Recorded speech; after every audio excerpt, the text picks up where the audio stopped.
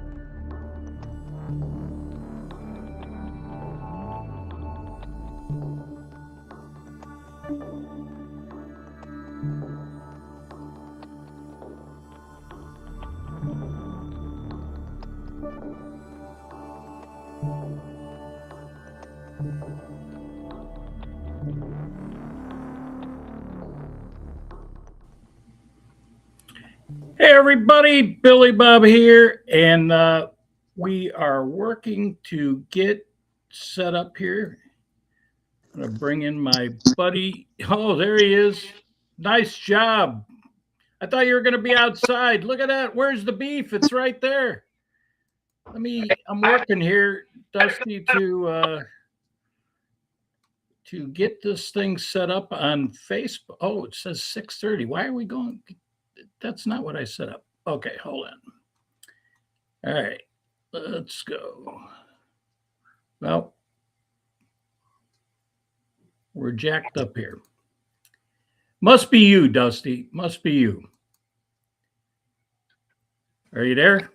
Yeah, I'm here. Can you see me? Hear me? I can see you. I can hear you. But we're not on Facebook. We are on YouTube. Nice lipstick, by the way. Yeah. Where'd you go? I'm looking to make sure I don't need to change something. No, it's not you. It's okay. On my end here. All right. Making sure. It's on my end. Let's see if we're going to do this now. Okay. We want to go right live there. now.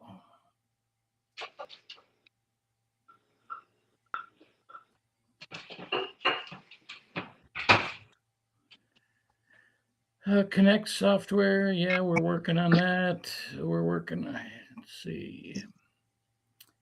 9 times out of 10, we got a winner, but man, I'm bad luck. You are unable to connect. Let's try this on and off again. You doing all right up there in the OH? Yeah, just cold. You're supposed to say IO. You ain't getting that from me. Let's see here. Okay, well, we're going to go with what we got.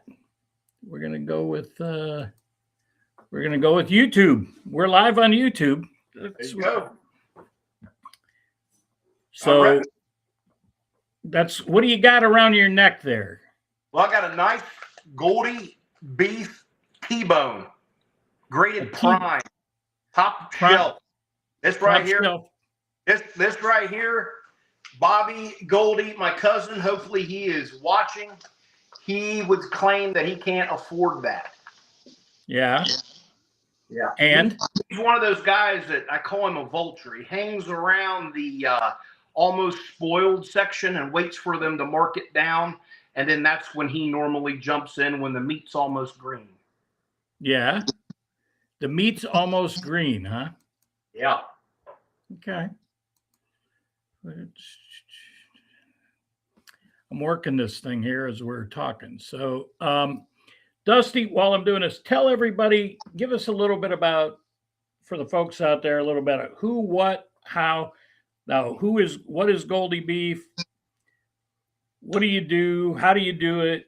And where could people in your area, the Ohio area, how can they engage with you and buy some beef? Talk to us. We are located in Southwest Ohio. Our website is eatgoldiebeef.com. And hold on for just 1 second while I let my stupid dog out. Yeah, no worries. So eatgoldiebeef.com, Southwest Ohio. We are located in Clarksville, and we sell freezer beef. We are, Angus, Simmental. We sell Hereford, and we pride ourselves on making sure that our beef is rated prime, and it's well marbled. It's grain-fed and grass-fed, and we try to make sure that it's as all natural as it can be. No antibiotics, no growth hormones. And we pride ourselves on just being a farm to table product. I'm not, a rancher. I'm not like Yellowstone where I've got 10,000 head or anything like that. I got great business partners. We have Goldie Beef East, Goldie Beef North, Goldie Beef South, and then we've got our good friend Zach Guthrie up in Columbus, and we make it work. We're probably close to doing about 100 head a year, and we are very excited about that. It wasn't a short 15 years ago where we were only doing about 3 or 4 head. So it's definitely exploded, and one of the reasons why is COVID. It really made people realize that you could buy directly from a farmer because of the meat shortage that we had in the stores. Well, that's pretty good. So people can buy part or all, right, of a cow from you. Is that correct? Yeah, we sell in bulk only, quarter, halves, and wholes. However, there are special processors around, and a lot of my colleagues and friends in the cattle business, you can buy individual pieces from certain farmers that use the USDA fully inspected facilities. We use a custom processor, which only allows us to do bulk meat in quarters, halves, and wholes because of the proximity of it. It's so close. We use Newtown Butcher out of Xenia, Ohio. He's a 5-star rated butcher. I mean, this guy cuts beautiful meat, and we deliver straight to your house as well. Right, and they can cut up ground. They could do ground meat. They could do ribeyes, T-bones, porterhouse, whatever. The customization process is almost unlimited. You could do it any way you want. And the thing that's great about our butcher, he's always willing to learn. And there are cuts out there that you and I have never even heard of or never even thought of. And a lot of times new customers will be like, hey, I heard a new one the other day from my buddy Eric Lefford down in North Carolina. He wanted to know, can your butcher do a chuck eye? I said, well, we can ask him. I've never heard of a chuck eye, but I guess it's something that is pretty popular down there. And lo and behold, he had chuck eyes made. Chuck eye. So what the heck is a chuck eye? Yes, it's a chuck roast made into a steak. I'm pretty sure that's what it is.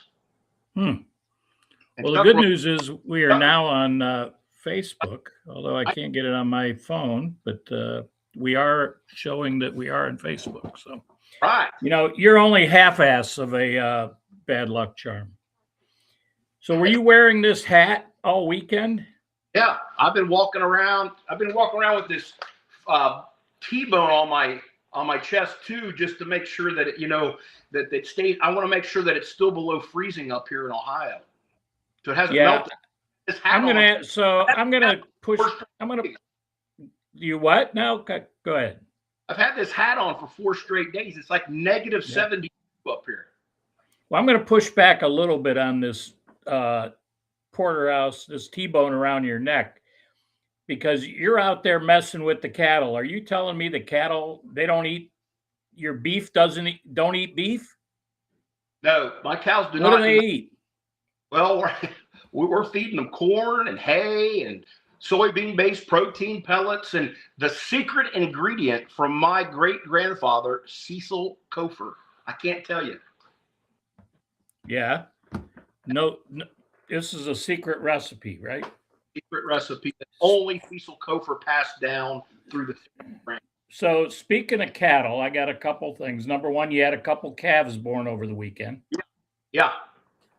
And they are named what? Two girls, two female One's a bull, calves. One's a bull, one's what? a heifer, female. Okay, a heifer. Yes, a female, a heifer. And were those a byproduct of Tank? Actually, no, they were not. I bought the mom from a fella in Hillsboro, Ohio, around October, and they were already bred. So Tank has not spawned those two yet.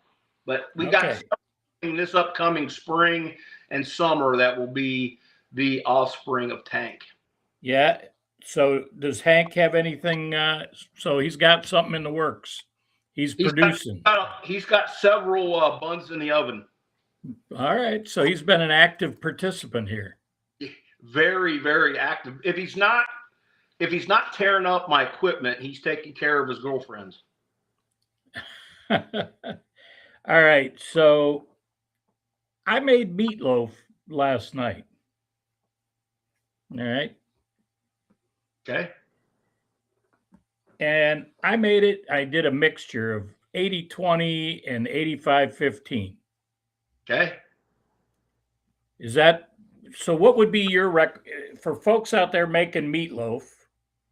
Not all the ingredients, because everybody's got a preference on paste versus and breadcrumbs versus not, and onions and all that. But what blend or what kind of meat would you recommend to folks out there if they're making meatloaf, especially right now, right? Because it's comfort food time of the year. Not only there in Ohio, but right here in River City, right here in Florida. Well, I tell you what, I just posted the other day on Facebook, and I think you saw it. A longtime customer, Chris Yulin, posted a picture of two smoked meatloaves, which I thought was very interesting. And Goldie beef for that. And our beef is typically 85-15 to 90-10 or 90-10. So, I like anywhere in between there. The 80-20 that you get from the store, it's going to be choice grade beef versus prime grade beef, but you kind of want something with meatloaf that's going to stick together. So you don't want to go necessarily too lean. Right. So you're saying 85-15. Yeah. 85. I like mine a little leaner. I don't like a lot of fat in mine. So, 90-10 is what we prefer here in the Goldie household. Okay. Now, my understanding is if it's got a little more fat, it's got a little more flavor. Yeah, it does. It does. But with ground beef, I don't like the store ground beef because of the amount of fat that is left in the skillet when you're frying it. Sometimes it fills up as you're frying it above your beef, where a lower 90-10 ground beef is fantastic because you're still tasting the flavor of the beef and you're not getting overran by the fat. Okay. So before we get into a lot of other things, that leads me into, I asked Mrs. Billy Bob before I came on the air, I said to her, do you have any questions for Dusty? And so here, I thought this was a very good question. Her questions are always tough as heck too. She does this to me every time. She did that as a teacher too. Yeah. Yeah. Well, did you learn anything? Always from her. One of the best. One of the best. Except you still wear that hat, so she didn't teach you everything, or you didn't learn everything she taught you. Yeah. Yeah. I'm listening. So how do you know or find out if water and or coloring is added to ground beef? Well, hey, I need to get you a sample of Goldie beef and the color of fresh farm beef versus the pink dyed stuff that you see at the store. One of the things is, if you notice with your ground beef that you get at the store, it's always pink. When in reality, that stuff should be turning pretty brown for the amount of time, the length that it's sitting in that store. So if it doesn't have any of the pink slime additives, it normally turns brown. But in order to keep that redness, that pinkness, you're going to see it be bright pink. And I could take the ground beef. Well, I mean, you look at this and you can see it's not pink. Okay. Right. Even your steaks at the store will be a pink color because they've got additives added to them. They have water added to them so they can get that extra weight, which isn't meat weight. It's just going to come out of the steak when it's fried or cooked because they want to be able to get every last dime out of you. It's like when I get on the scale after the weekend, it's a lot of water weight, right? Yeah, that's what we normally tell ourselves. Man, that was a lot of water weight I put on this weekend. Yeah. Yep. Right. That's a good, yeah, exactly. Especially after a night at Cindy's. Yeah, no doubt. Especially when you run into one of your buddies that you didn't know was going to be there. Exactly. And he took down the door on the way in. So sometimes you buy beef at the store and about 3 days later, it starts to turn brown. Yeah. So if you're buying stuff in a store, it eventually, or it starts to turn brown because it's losing its coloring? Is that preservative? It's not holding anymore. A lot of times too, you bring it home and what do? You lay it out because you want to cook it. So it's not in that temperature range that helps keep it that color. And the refrigerator, does it need to be cold? Notice if you put it in a refrigerator, it will stay that pink color longer. Okay. And it's not bad if it starts to turn that brownish color. That's actually, maybe, is that good that it's losing some of the crap, or is it? Well, I mean, you better eat it in the next 24 hours because once it starts turning brown, then the bacteria is starting to build up on it and things like that. So I'm going questions not in the order I had, but this will lead into, so if we're not buying from Goldie Beef and there's not a local butcher, which would be your next recommendation, my presumption is, if you can find a local butcher that is getting his meat fresh and cutting it up and not adding preservatives, where would you buy your beef? So you can't buy it from Goldie Beef. You can't buy it from a local butcher. What's your next best recommendation to people? I used to be high up on Costco. I thought Costco, they still kind of have the butcher within their store. And if you notice, like Kroger's, what's a place down by you? Piggly Wiggly? I mean, what is the places down? No, we don't have Piggly Wiggly. That's a little more north in the Carolinas. Down here, we would have, we have Publix, we have Aldi, there's a Sprouts, there's Trader Joe's. There used to be actual butchers at Kroger, okay? And they would actually cut the beef up at the store. Meyer used to be the same way. I don't think they are anymore. They pretty much now do all their butchering in a big warehouse, and then they ship the box beef to the store that day, like overnight it or whatever it is they do. But I used to say Costco, but Costco, from some of the reports that I'm reading, changed their distributor, and they've gone to a more cheaper product. People might argue with me on that, but from what I've read and the research I've done, they've kind of switched. So I would hold on. That was me. My bad. Go ahead. I would have to try to find there are so many cattle farmers in Florida, believe it or not. Like, you would not believe, Florida is one of the largest cattle producing states in the nation. I guarantee you got somebody down there, a local butcher shop. The thing you want to ask the local butcher shop, though, is where is their beef coming from?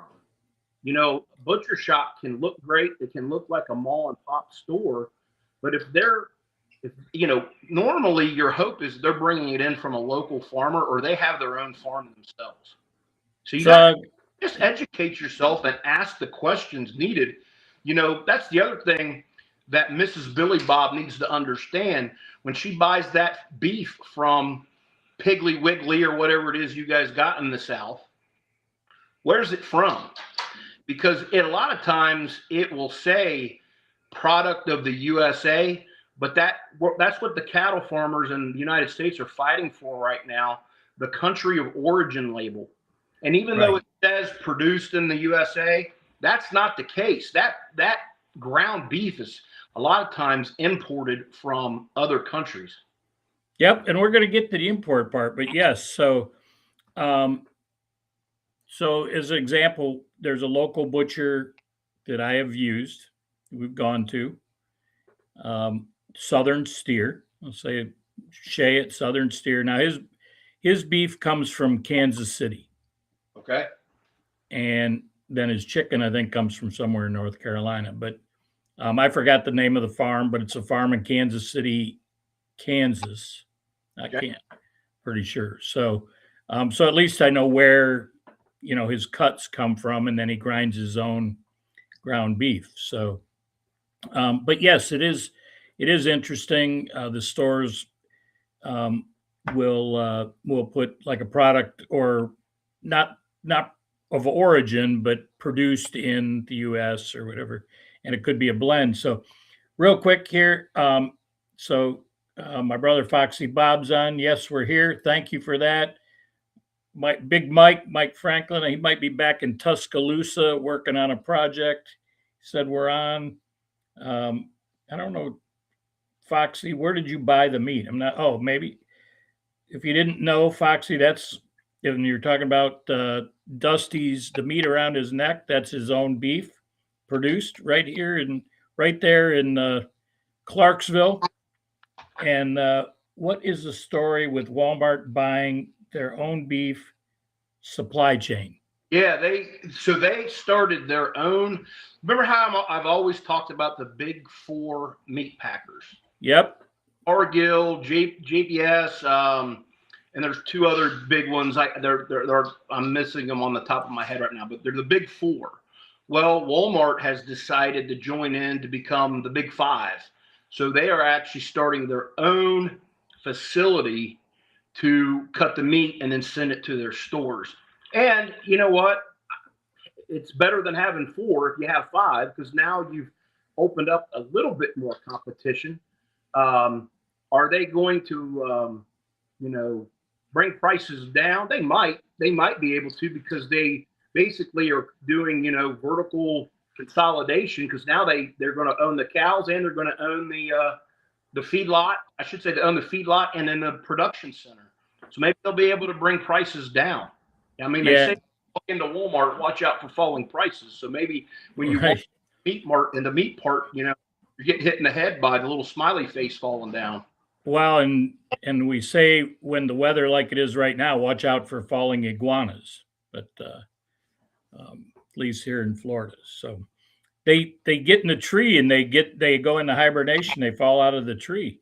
So yeah, Cargill, and what was the other one you said? JPS or JDS, one of the. Yeah, but they're not only out of America, but they're out of Argentina as well. Is that the one? All multinational corporations, and a couple of them are owned exclusively by China. So, with Walmart, I guess we would consider them a multinational corporation. Maybe they're not, but I just know that they are starting that is correct. They are starting the facility, and it would be nice if all of them would start creating their own facilities, because then you've got more production centers, and then all of a sudden you've got a little bit more competition. So yeah, I'm gonna make one other comment before I do that. So Foxy, my meatloaf came. The meat for my meatloaf came from Publix. So did not come from the local butcher, came from Publix. And it was, like I say, 80-20 and 85-15. I mixed it. I ask you a question now. Yeah. That beef that you bought from Publix, how old was it? How old was the cow that it came from? I don't know. How would I know? I don't know.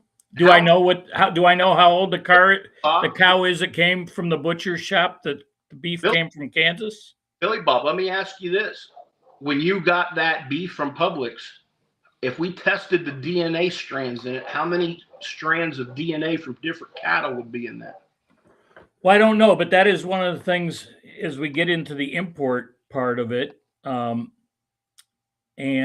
so before I do that, the more producers involved, the better we are in the pricing of our beef, correct? Yeah, very much so. So that was, and I do have more on pricing, but so as you talked about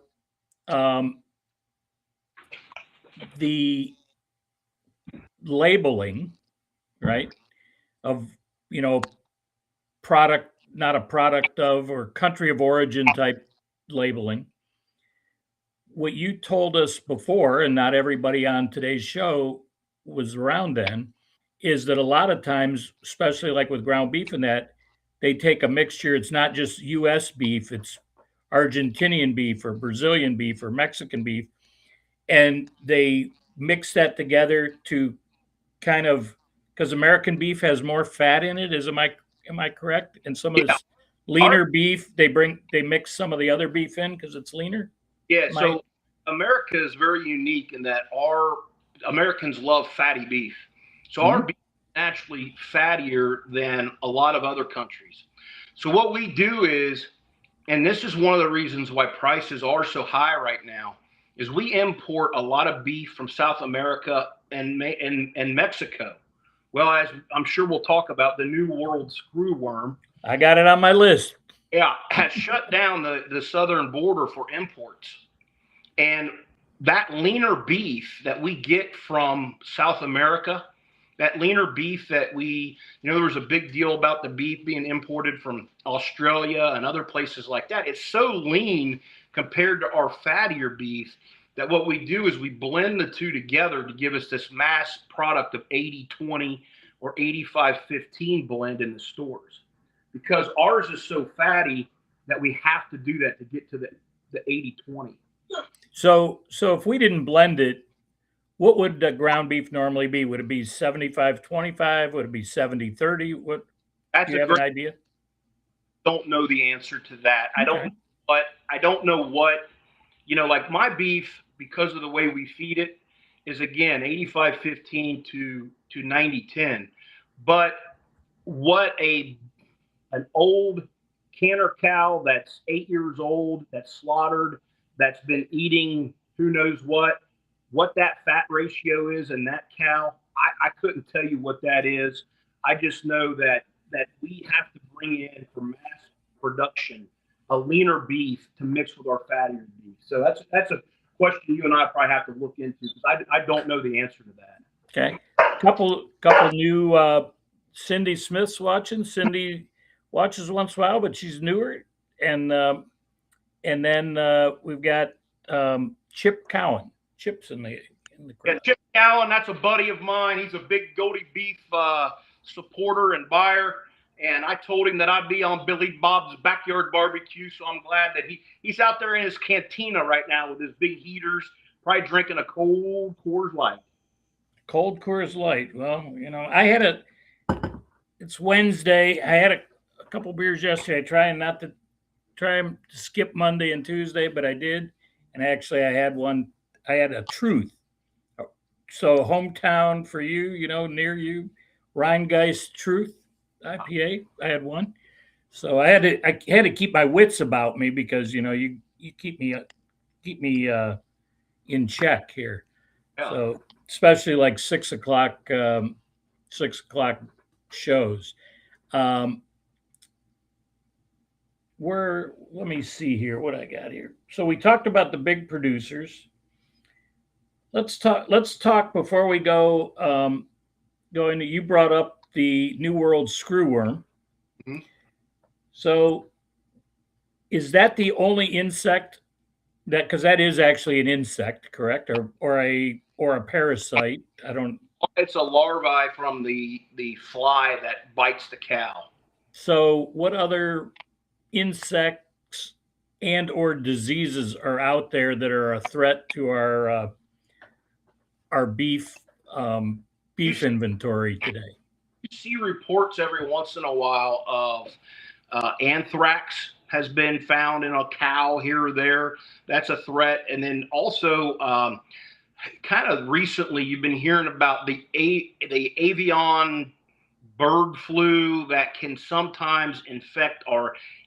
It's been detected in some of our dairy cattle, and I don't think it's too harmful to them, but it normally rattles markets and it rattles the cattle market for a couple days until they get it figured out. But really, the biggest cows are very, very hardy.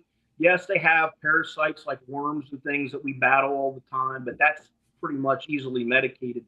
But you know, the New World screwworm, actually, this weather that you know right now is affecting you there in Florida. It's also affecting Texas and northern Mexico. And that's actually helping things because the New World screwworm, they don't like cold weather.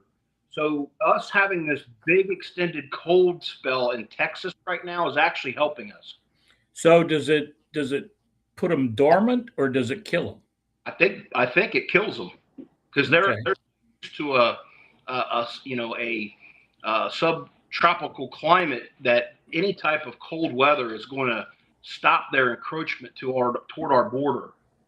Okay, so not being a big conspiracy theorist, but when I hear avian bird flu, some people are saying it gets into cattle. I almost think, okay, now the next thing they're going to do is they're going to say, oh, this farmer has the bird flu in a couple of his herd. You know, he has 100 herd. We got to kill them all because we don't. I mean, we saw that with birds, right? There's like 3 birds out of 1,000, and they kill all 1,000 birds. So, does that concern you at all? It does, and I tell you, there's a lot of guys in the bird industry where, let's say, 70% of their birds die from the bird flu, but 30% of them survive. But the government tells them to kill those 30%. Now, I'm not a smart man, but evolution is something that we're taught about from an early age, and that the strong survive. And if that 30% survive the bird flu, to me, doesn't that mean they pass on their genetics to the next round that says, hey, we survived this, we've got it in our DNA, we're going to be able to take this on now, and that bird flu will not get as bad. So I don't know. I think why do we wipe them all out? Why don't we studying the birds that survived more? Why kill them all? Well, I'm going to presume. Maybe there's some scientist that can explain that to me, and like I'm a 5-year-old, but I would just think you'd want to keep them. Well, I would agree, because I would think animals, just like humans, create antibodies to, and that's kind of where you're going, I believe, is that the strong birds survived. They had the antibodies to. You got a dog there? Oh yeah, she's wanting more attention than you are. Well, that's a whole damn lot. Do we need to show her? Can we? Will that? She's looking for attention. There we go. Oh,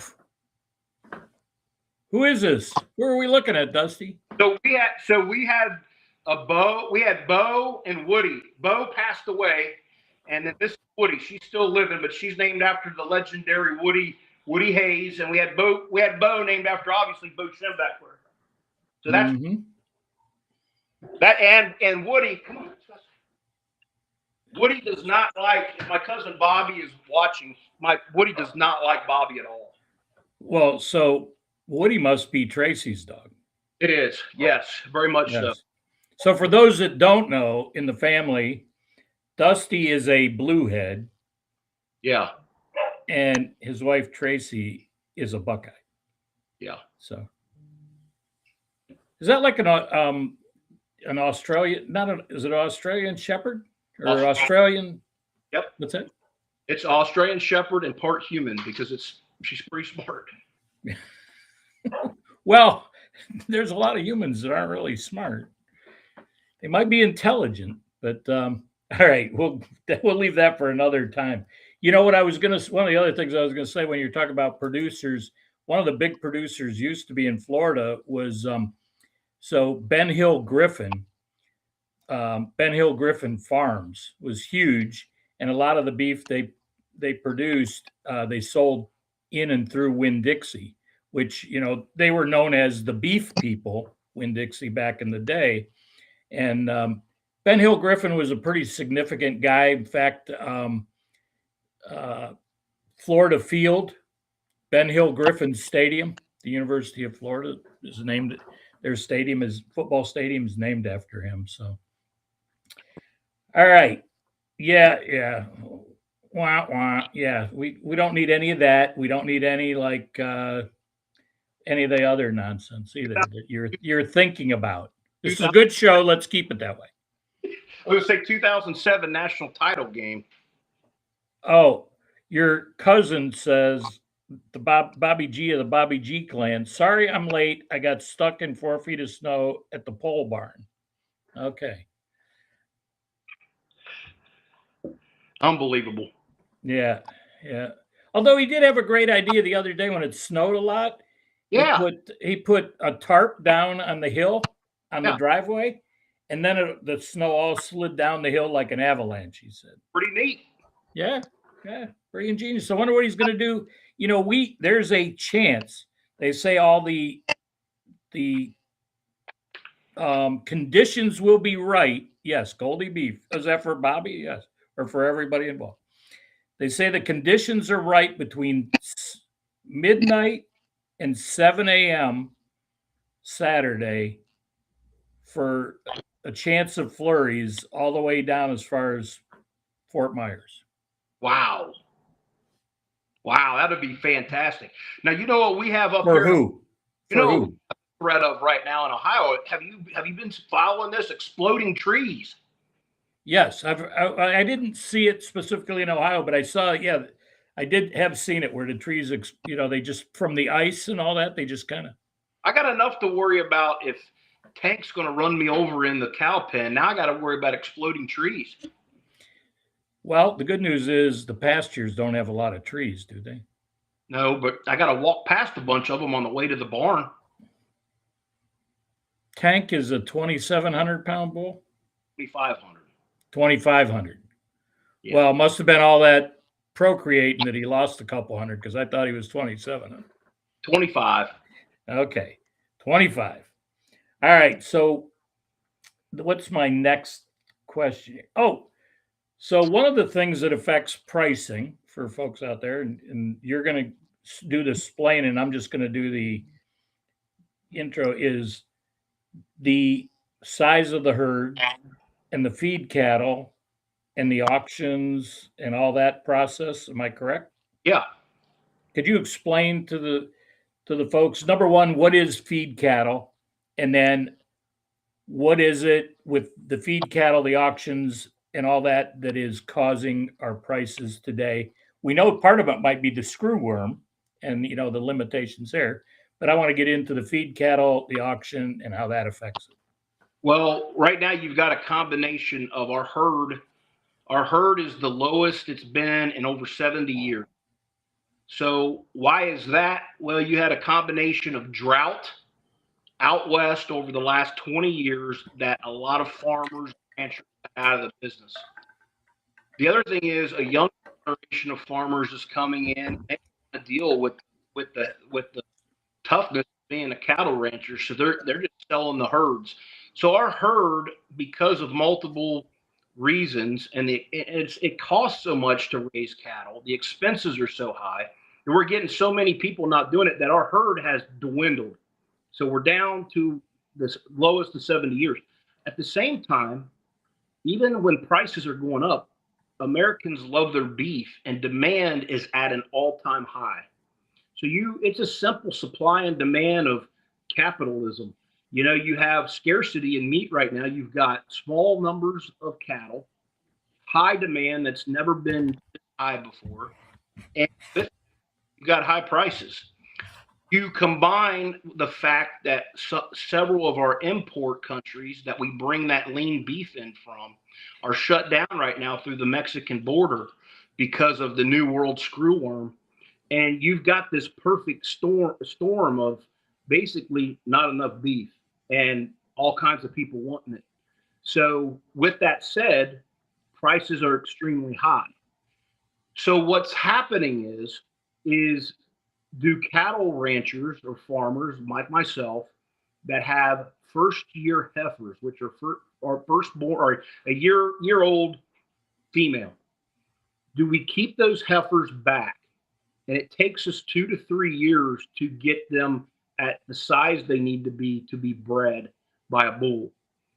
Do we keep those back to expand the herd, or do we just take them to market tomorrow and get top dollar like we've never gotten before? For instance, last Monday, I took 2 heifers in and I got $2,000 a piece for them.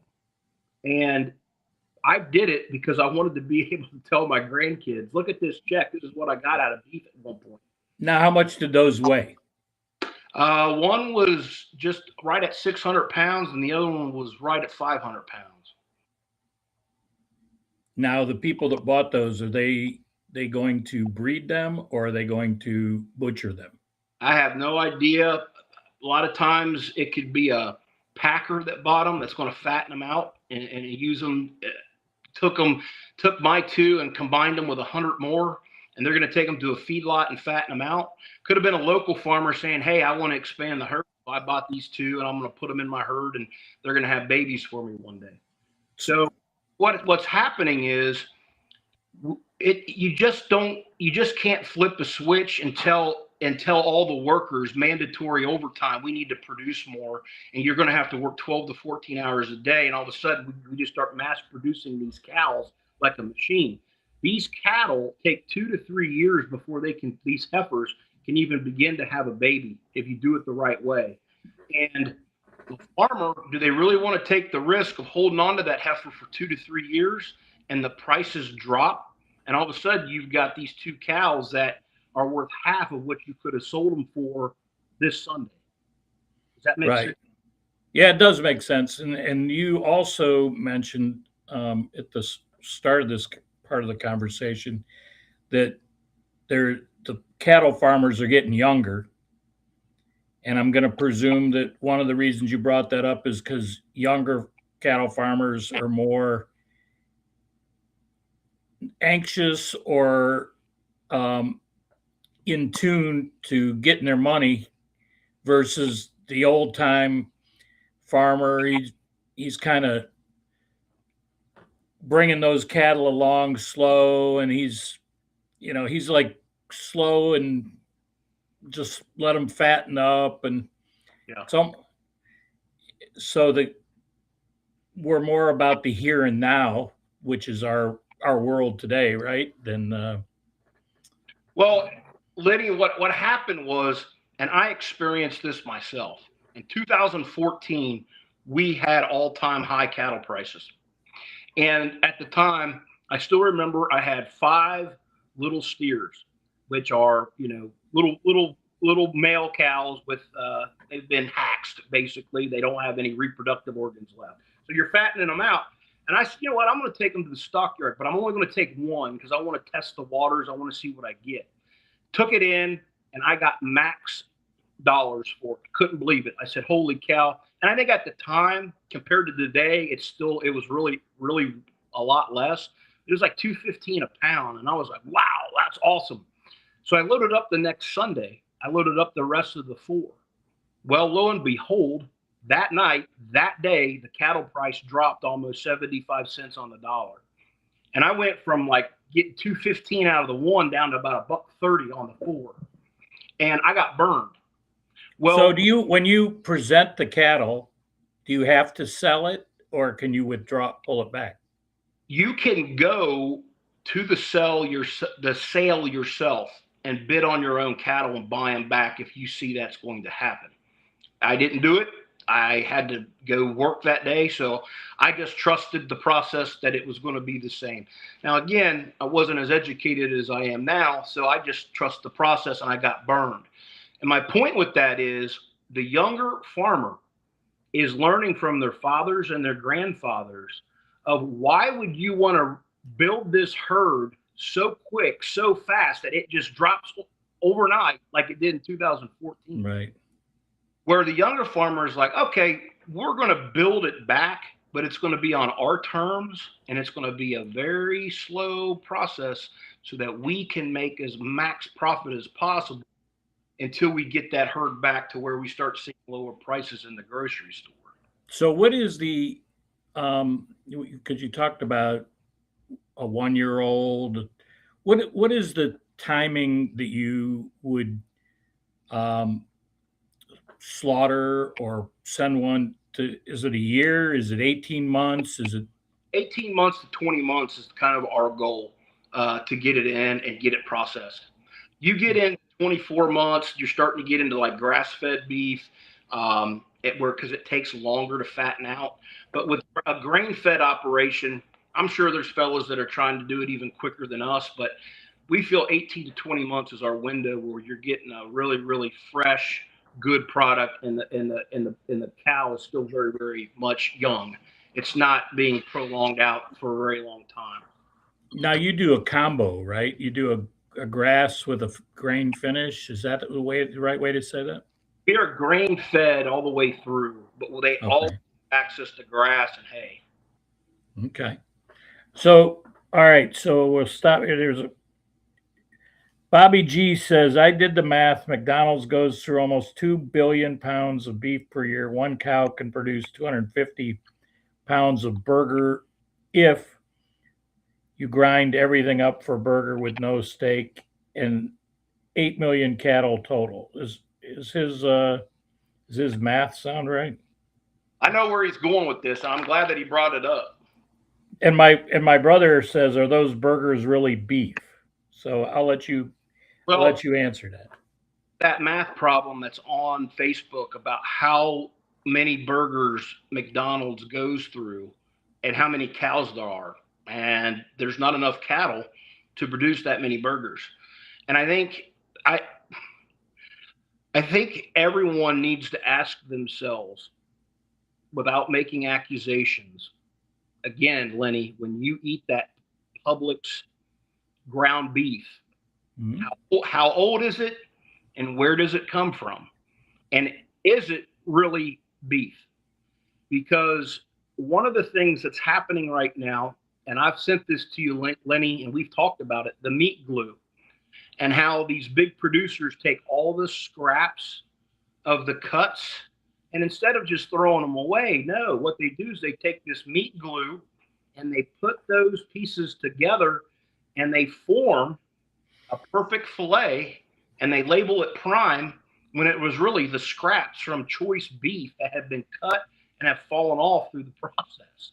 So again, America, as you always say, what is it? What's your catchphrase? Stay away. Stay focused. I would tell all my meat-eating friends like Bobby Goldie, stay focused. Are you truly eating a burger?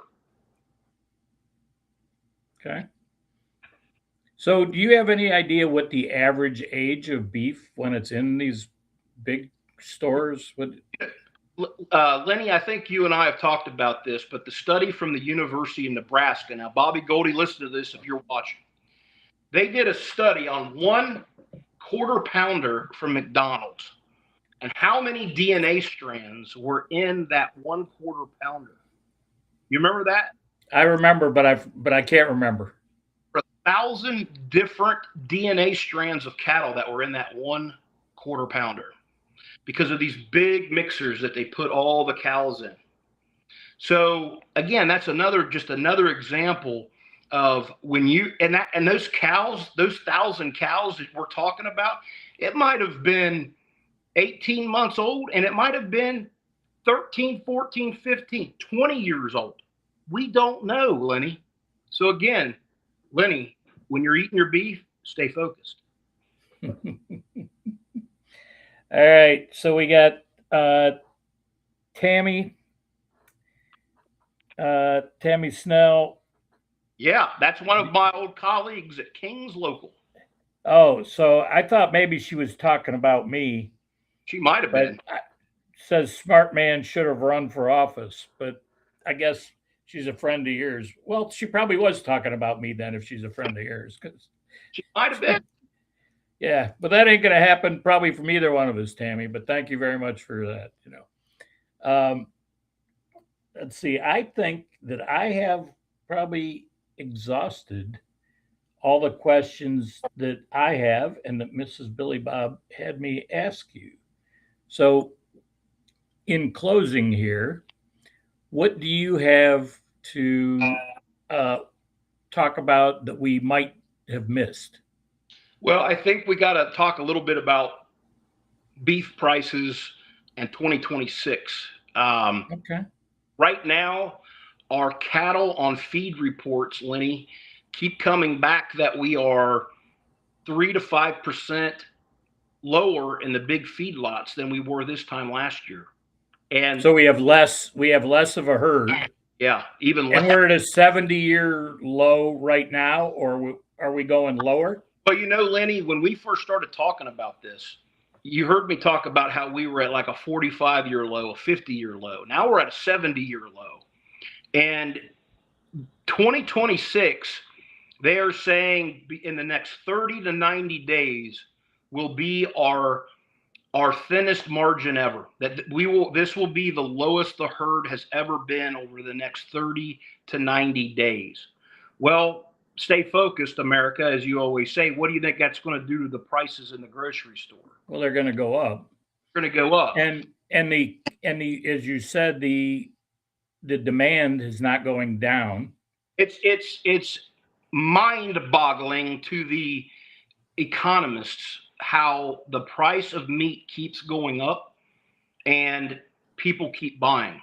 They're finding that people, and you and I have discussed this, they're finding that people are changing their habits. They're stopping in order to still get their beef.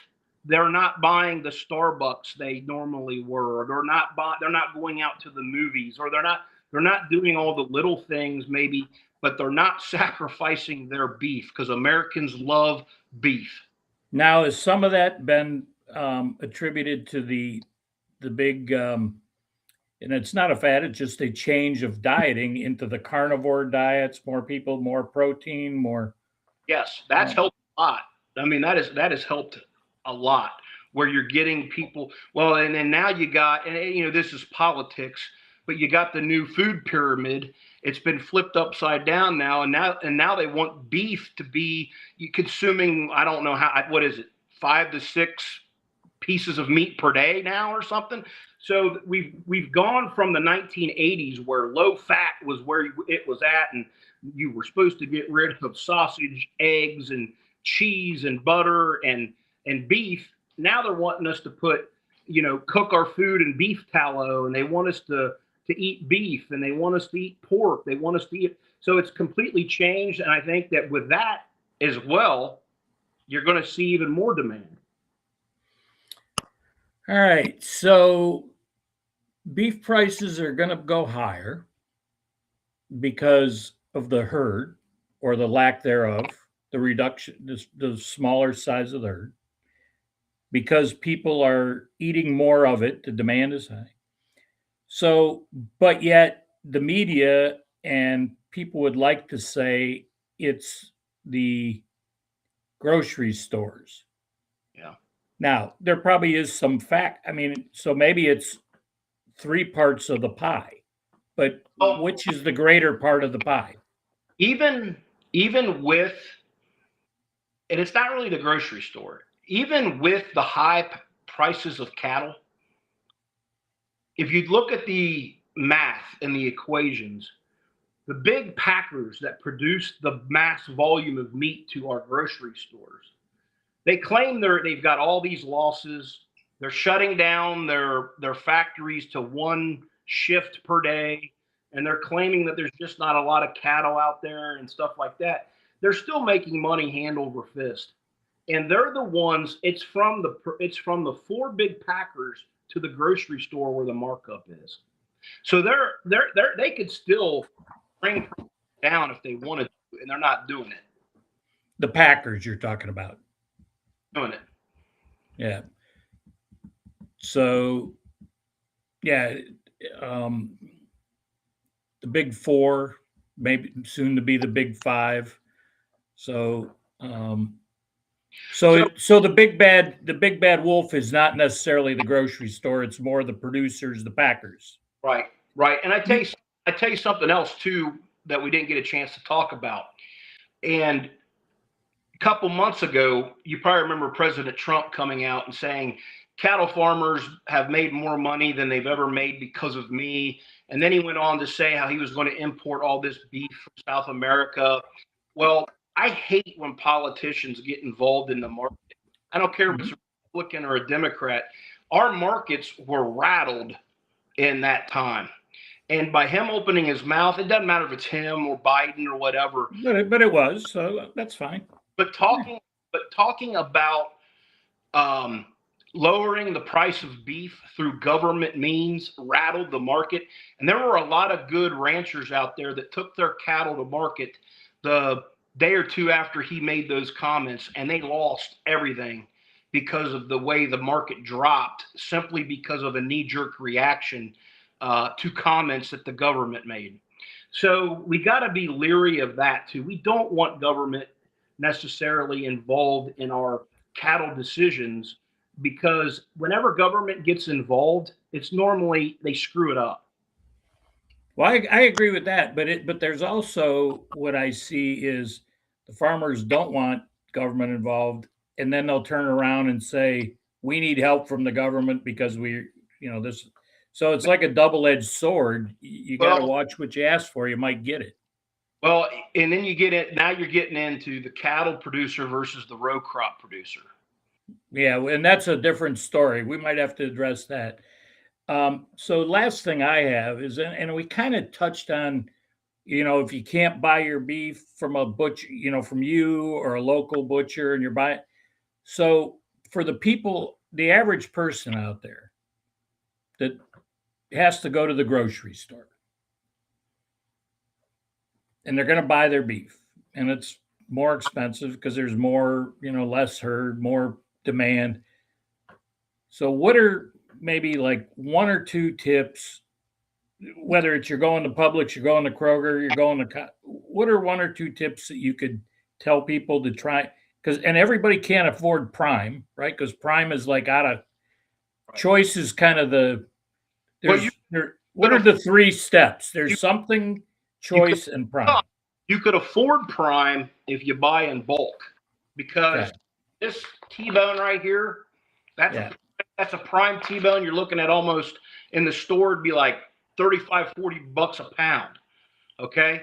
But after the process of buying from me a quarter or half or whatever, you're looking at you'd have about $8.99 in that prime T-bone, versus right now a choice T-bone at the store is $16.99.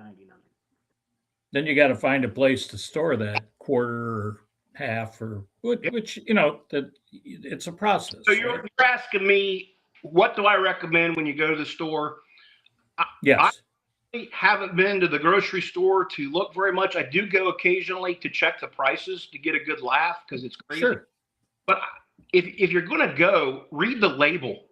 Read the label of the stuff that's a little bit on the top shelf versus the stuff that's so far down, because that stuff that's in the very bottom of the cooler, you don't know you have no idea what you're eating. You really don't. I can't emphasize that enough. People tell me that I'm nuts, but it would disgust you if you knew what that piece of meat really is. So I would at least spend a couple dollars more and go to the top shelf stuff. It's still choice, but it's, a little bit better product. Maybe it's not as mass produced as what the bottom stuff is. And if you're in Ohio, because you'll ship anywhere in Ohio, right? Yeah, pretty much. Pretty much. So if you're in Ohio, Indiana, Kentucky. tell people again before we get out of here how they can get a hold of you, how they can that you have a website, right? EatGoldieBeef.com. Check us out there. Dusty Goldie on Facebook. I post all my videos and our pieces of meat on there, and always looking forward to meeting new people. And really, this whole business is about relationship building. I've met so many great people throughout the process, and it's just been like, really, you and I didn't know each other until you started, following me on my beef stuff, and I started following you on your Billy Bob's Backyard Barbecue. It's just the relationships you build along the way too, and that's what we're really in it for. And it's just fun, and it's not like I'm the biggest farmer in the world. I don't have all the answers, but I just love to discuss beef and try to educate people the best I can.